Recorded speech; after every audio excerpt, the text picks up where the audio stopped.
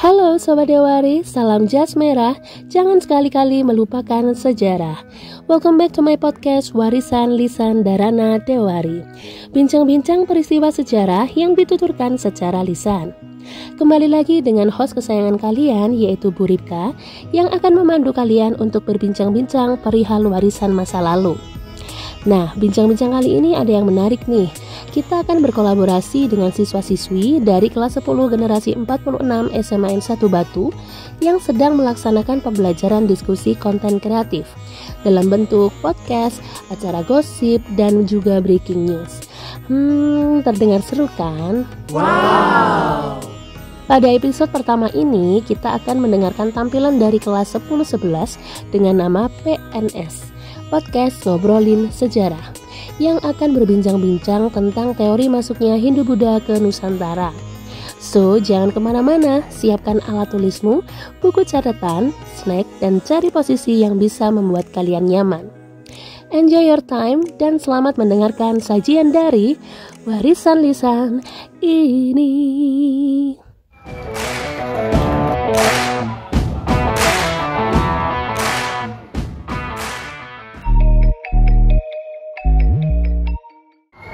Hai guys, selamat datang di acara PNS, yaitu Podcast Ngobrolin Sejarah.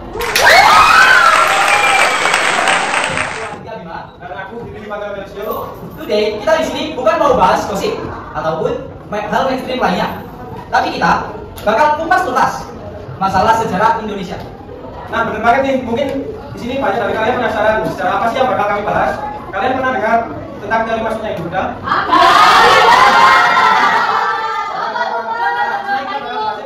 Masalah teori maksudnya Hindu-Buddha. Tentunya di sini ada bintang tamu yang gak kalah keren. Kita sambut.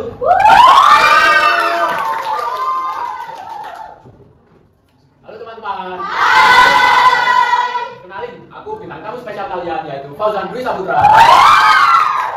Jadi aku bakal jelasin tentang teori masuknya Hindu-Buddha bersama podcast Ngobrolin Sejarah. Halo Fauzan, Halo apa kabar nih? Baik, kabarku saya kok. Nah, Zan, balik lagi ke teori masuknya Hindu-Buddha. Ini kalau kita mulai dari teori, ya sebenarnya ada teori apa saja sih? Oh iya, untuk teori itu kita bahas bentar ya, pengertian atau definisi dari teori itu sendiri. Teori adalah suatu kerangka konseptual yang digunakan untuk menjelaskan fenomena atau kejadian dalam waktu tertentu. Teori biasanya dibangun berdasarkan pengamatan, penelitian, dan analisis terhadap data empiris. Tujuan utama dari teori itu adalah memberikan pemahaman yang lebih dalam tentang suatu fenomena atau sistem. Nah, tadi pertanyaan dari Fadel adalah apa aja teori yang ada di dalam masuknya Hindu-Buddha. Yang pertama itu ada teori Brahmana, yang kedua teori Kshatriya, yang ketiga teori Waisya, dan yang keempat ada teori arus balik. Sebenarnya ada lagi satu teori yang masih ada yaitu teori Sudra, tapi kita nggak bahas kali ini. Maaf ya teman-teman. Gila, ternyata banyak banget dan dalam juga ya masing teori-teori. Nah, Zan, aku kepo nih. Dari tiap teori tersebut, bisa jelasin nggak? Apa penjelasan di masing-masing teori tersebut? Oke Bima, kali ini aku bakal jelasin dari masing-masing pengertian dari teori yang aku sebutin tadi. Yang pertama yaitu teori Brahmana. Berdasarkan teori Brahmana, agama dan kebudayaan Hindu-Buddha masuk melalui orang-orang yang memiliki kasta Brahmana. Jadi di Buddha itu ada bagian kasta gitu teman-teman. Pada zaman dulu datangnya mereka ke Indonesia karena mendapatkan undangan dari penguasa yang ada di Indonesia waktu kerajaan-kerajaan dulu. Kasta Brahmana adalah kasta yang paling tinggi dalam catur warna, yakni golongan yang menguasai ajaran, adat, maupun pengetahuan dan keagamaan yang ada di agama Hindu. Teori ini dikemukakan atau dicetuskan oleh seorang yang bernama Van Leer. Bukti penguat dari teori Van Leer adalah adanya prasasti pada kerajaan Hindu-Buddha.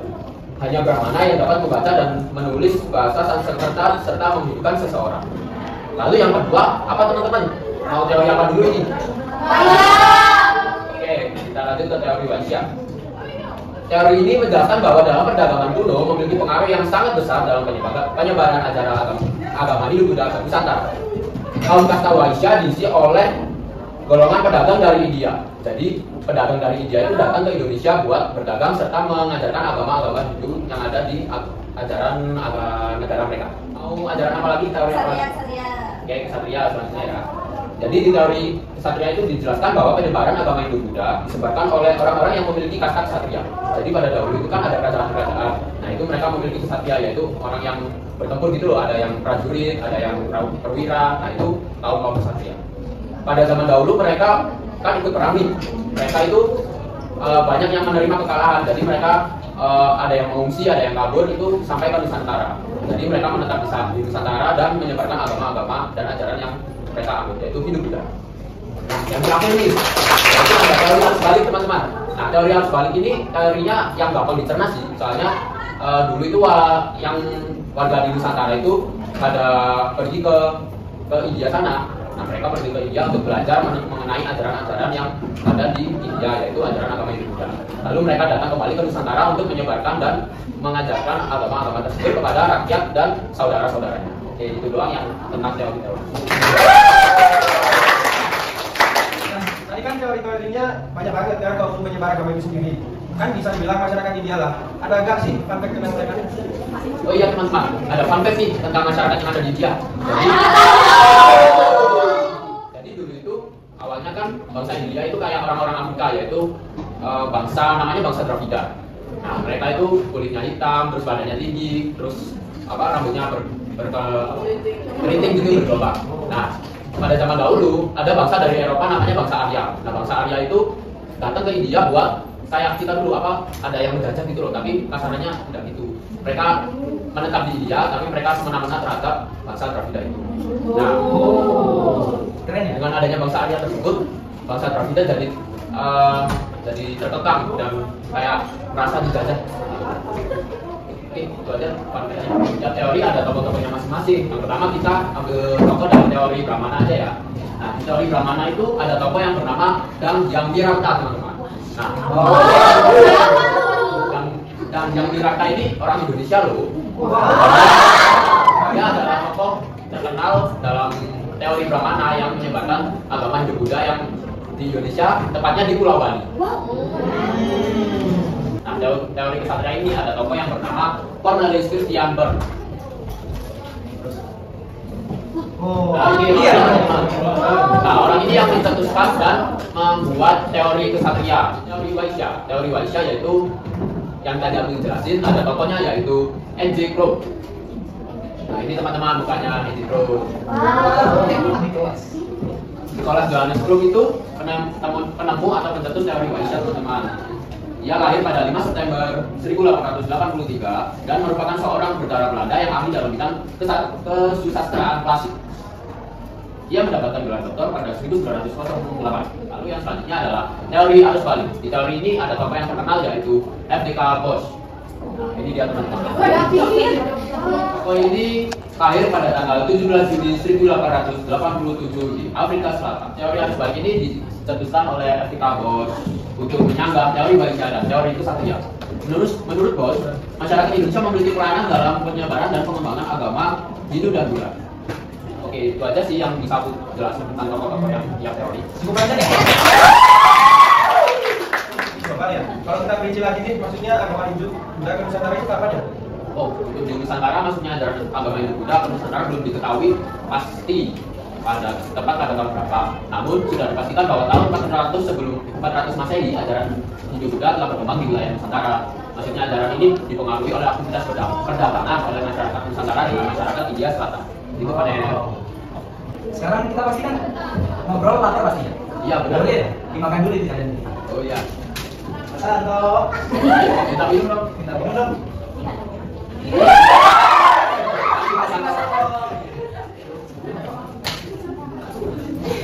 Kita minum dulu ya teman-teman. Boleh kan nih? Ini kan nanti ada jajan-jajan sini. Nanti pada waktu Q&A kita yang ngasih pertanyaan kita kasih jajan di depan. Ini setuju gak?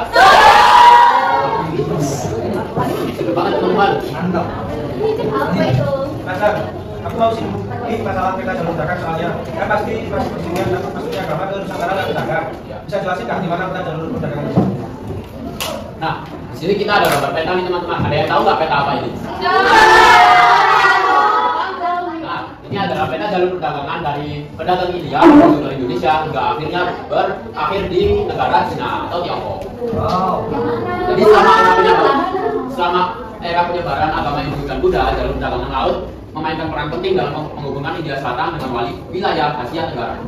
salah satunya merupakan jalur selatan. Jalur selatan itu ini teman-teman, mereka menyeberang ke Bangladesh dulu. Akhirnya mereka dari Bangladesh menuju ke Indonesia. Di Indonesia mereka berhenti lagi terakhir di Tiongkok. Oke, balik lagi ke topik pernusantaraan. Kamu tahu nggak gimana awal mula ajaran agama Hindu di sana? Oh, untuk awal penyebaran agama Hindu Buddha di Indonesia di selatan itu pertama kali di Kerajaan Kutai pada abad ke-4 Masehi. Mulai menyebar pada Kerajaan Tarumanegara pada abad ke-5 Masehi, dan persebaran agama itu yang semakin meluas memberikan pengaruh yang lebih luar biasa terhadap sistem kepercayaan masyarakat Nusantara. Nah, Kerajaan Kutai itu di sini teman-teman ada di Kalimantan Selatan. Ini tepatnya di Pulau Kalimantan. Bahas ya masalah kasta dulu yang dibentuk sama bangsa Arya. Itu kenapa sih mereka sampai bisa mikir sana buat pembagian kasta? Nah, bangsa Arya memberikan pembagian kasta terhadap bangsa Dravida karena zaman dulu itu kan mereka bangsa Arya itu yang berlatar belakang kulitnya putih, terus hidungnya mancung, itu tidak mau dengan bangsa Dravida yang notabene dia berkulit hitam. Nah, zaman dulu kan masih ada apa? Rasisme dan apa gitulah. Jadi ada pembagian. Nah, bangsa Arya ini tidak mau bangsanya ternodai oleh bangsa Dravida karena mereka takut mereka tidak suci lagi dari segi yang ada. Begitu deh. BTW, sorry banget nih ya. Agak out of ini. Zat, Ada topik. out of topic. Dan tahu kan kenapa? Kasta Brahmana Tuti larang menyeberangi laut. Dengar-dengar katanya sih itu, tapi emang bener ya? Oh iya teman-teman, di dalam kasta Brahmana itu kan ada kasta yang adalah kasta yang paling tinggi. Nah, para Brahmana itu dilarang menyeberangi laut karena mereka menganggap laut itu adalah tempat yang paling kotor. Selain itu, bangsa Brahmana tidak boleh meninggalkan tempat asal mereka atau tanah air mereka. Jadi begitu deh dong. Itu ya. Iya. Oh iya, betul Bang. Buat teori-teori yang tadi bagaimana sih kelebihan dan kekurangan masing-masing teori? Ya teman-teman, kali ini aku akan membahas tentang kelebihan dan kekurangan masing-masing teori yang ada di penyebaran masuknya hidup, yaitu teori Brahmana. Teori Brahmana memiliki kelebihan, yaitu adanya bukti-bukti prasasti yang menggunakan bahasa Sanskerta dan aksara Pallawa. Yang kedua, adanya pengaruh agama Hindu Buddha dalam sistem pemerintahan, hukum, seni, dan budaya di Indonesia. Lalu kekurangannya teori Brahmana adalah adanya larangan bagi golongan Brahmana untuk menyeberangi laut yang tadi. Lalu adanya perbedaan antara bahasa Sanskerta dan aksara Pallawa yang digunakan di India dengan yang digunakan di Indonesia. Jadi bahasa di India dan bahasa di Indonesia itu kan pastinya berbeda. Nah, itu merupakan kekurangan dari teori Brahmana. Lalu kita masuk ke teori kesatria. Kelebihan dari teori kesatria yaitu satu, semangat berpetualang dan menaklukkan daerah lain. Ini hanya dimiliki oleh kaum prajurit atau para bangsa kesatria. Lalu yang kedua, menurut Christian Ward, banyak kesatria yang mengambil andil dalam perebutan kekuasaan wilayah di Indonesia. Mereka dijanjikan akan dinikahkan dengan putri dan kepala suku yang dibantunya jika berhasil. Lalu kekurangan dari teori kesatria adalah golongan kesatria tidak mampu berbahasa Sanskerta serta tidak mengenal huruf Pallawa. Jadi mereka berbeda dengan bangsa yang Brahmana. Yang kedua, tidak adanya bukti tertulis bahwa sudah terjadi penaklukan yang dilakukan kesatria dari India. Nah, jadi begitu teman-teman untuk kelebihan dan kekurangan dari teori yang aku sebutkan. Oke, ternyata banyak banget ya kelebihan sama kekurangan. Oke, kita akan buka sesi Q&A. Sesuai yang dijanjikan sama Fauzan, nanti yang bertanya akan mendapatkan hadiah jajan di depan. Oke, ada yang ingin ditanyakan? Sebutkan nama. Nama saya Gita Jamila. Gita nama Gita. Gita ya. Oke. Enggak. Apa perbedaan antara Hindu Buddha dan India? Ada lagi yang mau bertanya? Ntar kita jawab dulu pertanyaan dari saja ya. Jadi perbedaan antara Hindu Buddha di Indonesia dengan di India itu ada banyak sih sebenarnya. Tapi di Indonesia, Hindu Buddha mengalami adaptasi dan sinkretisme dengan kepercayaan lokal, yang dimana menghasilkan bentuk agama yang lebih unik dan lebih berbeda dari agama yang ada di India. Beberapa perbedaan melibatkan pemujaan terhadap dewa-dewi lokal dan peninggalan arkeologi seperti candi yang mencerminkan seni dan arsitektur khas Indonesia. Maka sudah menjawab, Geza. Nah, untuk hadiahnya nih, mau pilih yang mana? Silakan. Apakah punya boleh? Oh iya boleh, yang mana ini? Mana ya? Yang jauh lah. Ini. Oke, silakan jawab. Silakan. Terima kasih ya. Oke, silakan yang mau tanya lagi. Waduh, banyak banget sih. Aku. Silakan. Tangannya dulu. Tadi udah ya. Kita ulang yang cowok. Ulang. 1, 2, 3.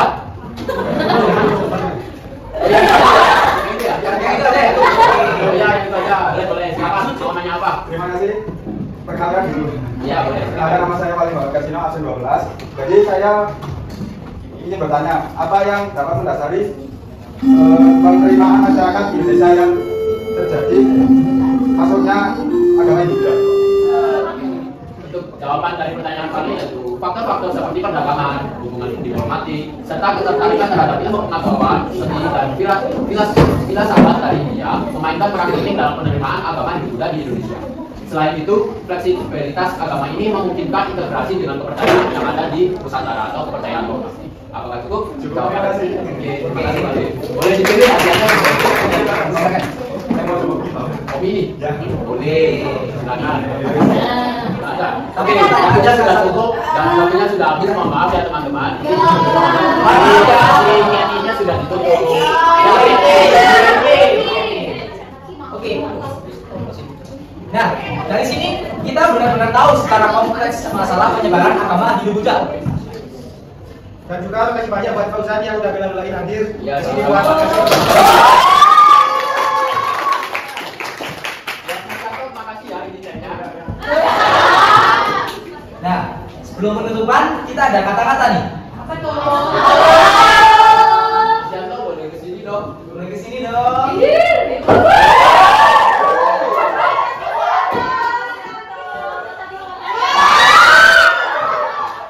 Kayaknya ada kata-kata nih dari Mas Yanto, boleh dong disebut. Boleh dong. Seiring hari ini, mari kita mengambil dengan menghargai terhadap warisan budaya Hindu Buddha yang tetap menginspirasi dan memberi warna dalam perjalanan sejarah kita.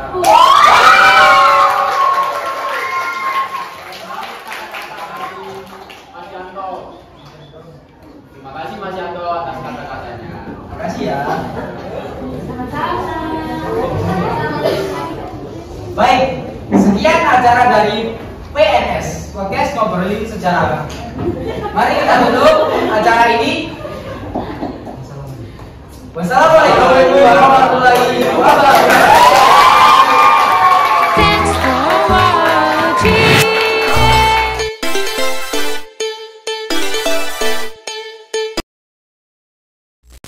Okay, let's go.